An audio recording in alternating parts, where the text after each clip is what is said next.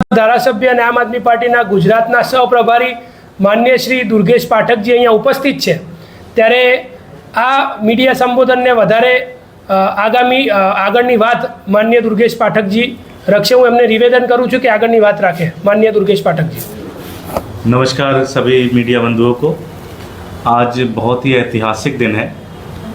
आज मैं बधाई देना चाहूँगा पंजाब के सभी लोगों का, अरविंद केजरीवाल जी को, भगवंत मान साहब को, मनीष सिसोदिया जी को और पूरी कार्यकर्ताओं की टीम को। ये ऐतिहासिक रिज़ल्ट पंजाब के अंदर जिला पंचायत सीटों पे और ब्लॉक समिति के चुनाव को लेकर, जिसको लोकल बॉडी चुनाव बोलते हैं, एक ऐतिहासिक रिज़ल्ट पंजाब के अंदर आया है।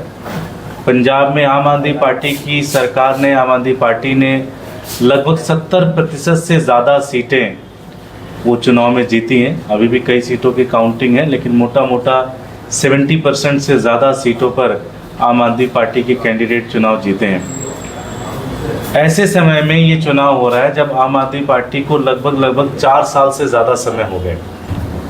कहा जाता है कि 4 साल बाद सरकार की एक पूरी एंटी इनकम्बेंसी होती है और उस एंटी इनकम्बेंसी में जनरली देखा गया है कि उस पार्टी का परफॉर्मेंस ख़राब होता है, लेकिन आम आदमी पार्टी का परफॉर्मेंस ज़बरदस्त तरीके का रहा है। लगभग 70% से ज़्यादा सीटें आम आदमी पार्टी जीती है।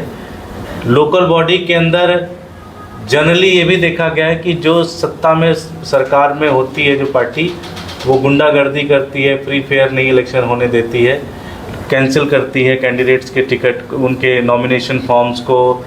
लेकिन पूरे पंजाब से ये चुनाव फ्री एंड फेयर था।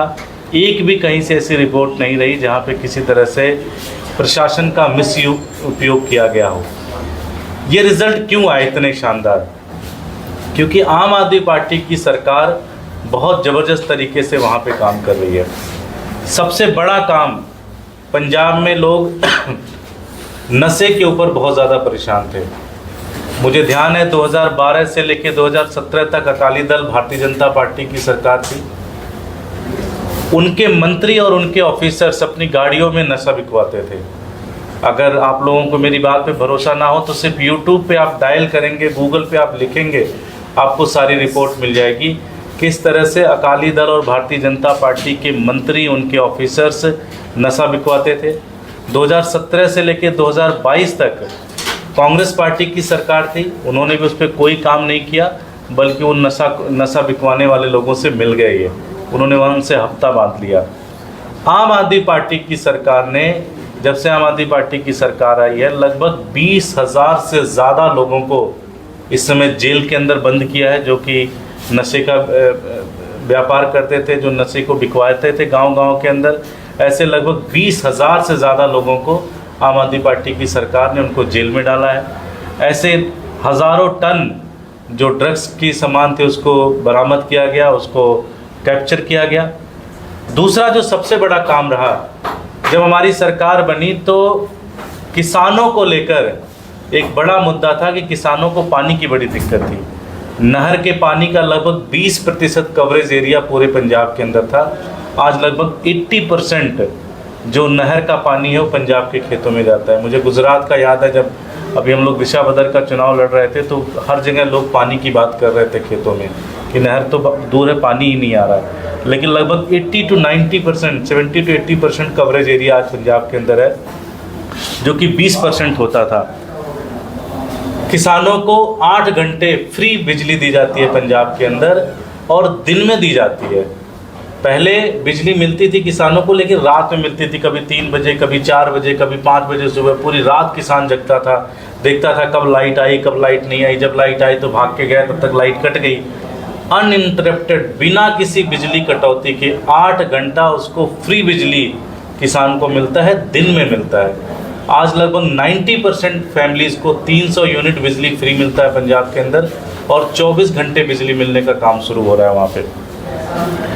पंजाब के अंदर लगभग 56,000 किलोमीटर सड़कें हैं, जिसमें लगभग 46,000 किलोमीटर सड़कों का काम आम आदमी पार्टी की सरकार ने शुरू करा दिया। आप लोगों ने सोशल मीडिया पे देखा होगा, आप लोगों ने मीडिया में देखा होगा कि किस तरह से लगभग 90% सड़कें आम आदमी पार्टी की सरकार बना रही है। और पहली बार ऐसा हुआ है कि 5 साल का क्लॉज हमने टेंडर के अलॉटमेंट में डाला है कि अगर 5 साल के अंदर सड़क खराब होती है तो उसको मेंटेन करने की जिम्मेदारी अगर ठेकेदार की होगी और ठेकेदार उसका डायरेक्टली उसको रिस्पॉन्सिबल होगा।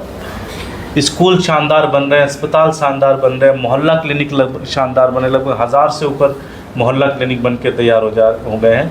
और सबसे बड़ी बात है कि 58,000 बच्चों को सरकारी नौकरी मिली है। ना कोई पेपर लीक हुआ है, ना उन्होंने किसी को रिश्वत दी है, ना उन्होंने किसी से सिफारिश की है।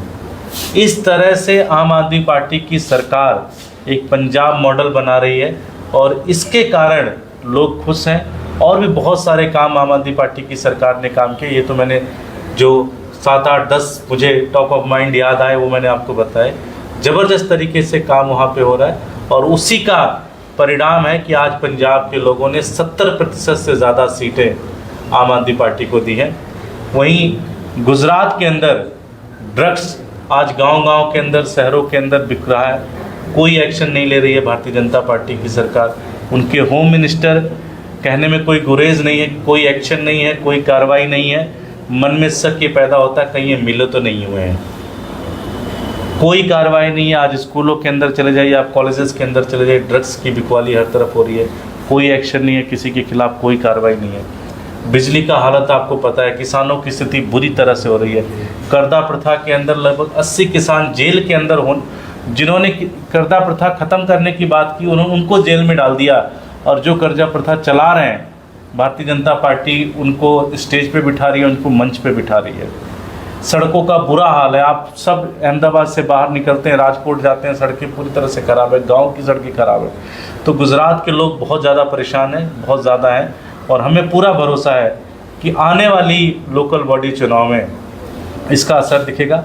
आम आदमी पार्टी मजबूती से सभी 13,000 सीटों पे चुनाव लड़ेगी, सभी 13,000 सीटों पे कैंडिडेट खड़े करेगी।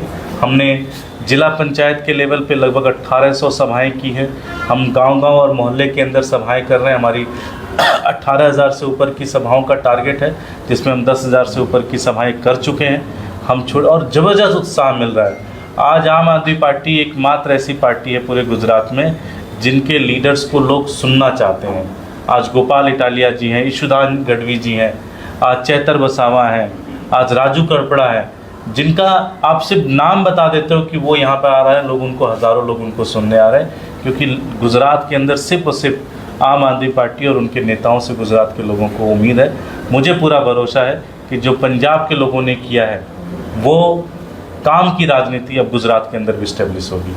कोई प्रश्न आप लोगों का? गुजरात में क्या लगता है आपको कि आम आदमी पार्टी कितनी सीटें निकालेगी?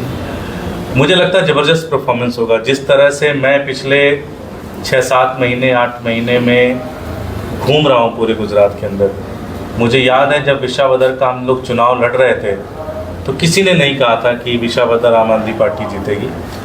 जो पॉलिटिकल पंडित हैं, जो एनालिस्ट हैं, उनका यही था कि बाई इलेक्शन है, बीजेपी है, ये है, वो है।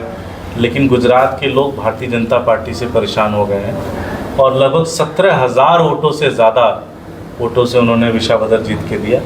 तो मुझे पूरा भरोसा है, जितना मैं घूम रहा हूँ, जितना लोगों से मिल रहा हूँ, मैं ये कह सकता हूँ कि गुजरात में एक बहुत बड़ा परिवर्तन होने जा रहा है। लोगों को भरोसा नहीं होगा क्योंकि 30 साल से लोग एक ही चश्मा से देख रहे हैं पूरे शहर को, सारी चीज़ों को। बट एक बहुत बड़ा तूफान आ रहा है गुजरात के अंदर। ऐसे ही नहीं, भारतीय जनता पार्टी ने अपनी सारी कैबिनेट बदल दी। कुछ तो उनको भी पल्स दिख रहा होगा, कुछ तो उनको भी फीलिंग आ रही है, कुछ तो वो भी देख रहे हैं चीज़ों को, जिसके कारण कभी ऐसा नहीं हुआ कि प्रधानमंत्री 15-15 दिनों के अंदर गुजरात घूमने का दौरा करते हों। कभी ऐसा नहीं हुआ कि अमित शाह जी हर हफ्ते में गुजरात आ रहे हो। तो ये दिखाता है कि भारतीय जनता पार्टी को भी वो अनख दिख गई है गुजरात के लोगों के परिवर्तन का। उनको वो सिम्टम दिखना स्टार्ट हो गया है जो हम बहुत पहले से देख पा रहे हैं। कांग्रेस की राष्ट्रीय प्रवक्ता है सुप्रिया सुले जी, उनसे हमने पूछा था कि अगर मान लो कि कांग्रेस कुछ उधर ऊपर नीचे हो जाता है इधर उधर चुनाव के रिजल्ट में, तो क्या वो आम आदमी पार्टी से गठबंधन करेगी? तब उन्होंने जवाब बोला था कि भाई कोई सवाल ही नहीं उठता, आम आदमी पार्टी ट्विटर पे हीरो है, बाकी वो जीतने वाली नहीं है। क्या कहेंगे आप? मुझे लगता है लोगों को पता है, विषय बदर उन्होंने देख लिया, सारी चीज़ें देख ली। गुजरात में बड़ी जिम्मेदारी से मैं कह रहा हूँ कि बीजेपी की एक एक्सटेंशन, एक शाखा है भारतीय जनता कांग्रेस पार्टी।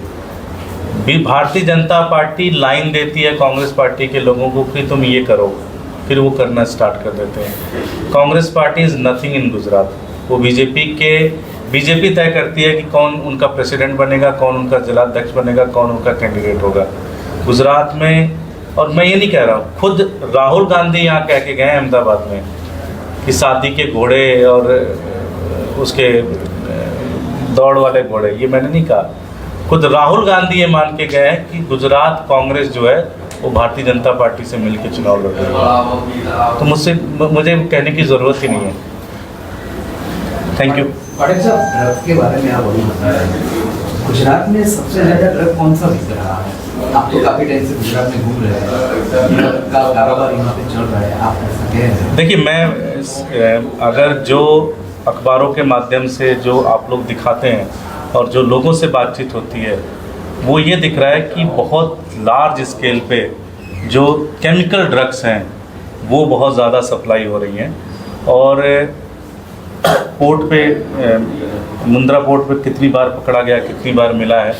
और आप कहीं भी देखें, अब जो नेटवर्क है वो बहुत ज़्यादा ऑब्वियस हो गया है। अगर आपको ड्रग्स चाहिए तो आपको आधे घंटे में ढूंढने पे आपको पता चल जाएगा किससे बात करनी है, किसको पैसा देना है, वो कहाँ पिक करेगा, कौन सा लोकेशन है, सबको पता चल जाता है। और ये मैं नहीं कह रहा हूँ, मैं खुद जब लोगों के बीच में घूमता हूँ, बात करता हूँ, तो लोग ही बताते हैं कि पान हो सकता है आपको जल्दी ना मिले, लेकिन ड्रग्स बहुत जल्दी मिल जाएगा। फेंटानिल ड्रग का उपयोग कैसे करता है ये तो मुझे नहीं पता यार, अब इतना डिटेल तो मुझे नहीं पता। मैंने नहीं, वो सूरत में ही, सूरत और उसके आसपास, मतलब मुझे इतना डिटेल तो टेक्निकल चीज़ें नहीं पता कि कैसे करते हैं, कैसे उपयोग नहीं करते हैं। बट ओवरऑल मैं आपको कहना चाह रहा हूँ कि ड्रग्स जो है वो एक बहुत बड़ी समस्या बन चुका है गुजरात के अंदर, और गुजरात की सरकार कुछ नहीं कर रही है।